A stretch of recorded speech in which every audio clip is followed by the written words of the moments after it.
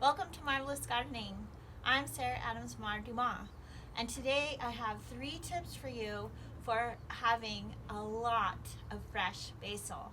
So tip number 1, fertilize once a month with only organic, high nitrogen fertilizer. And you just sprinkle it on the soil, dig it in, and water it really well. So only organic, high nitrogen fertilizer.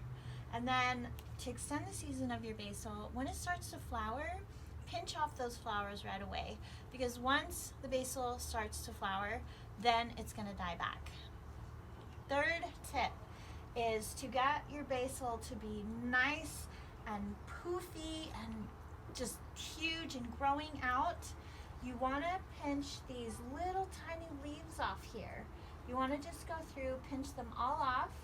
Sometimes I'll just save them and put them in a salad, and your basil will just grow huge. And that's why these are by themselves, because in this box there's just 2, because they will fill the box, and I'll probably harvest 3, 4, 5 times this year this just wonderful, healthy basil. So thanks for joining me, and look out for more tips from Marrvelous Gardening. Have a marvelous day.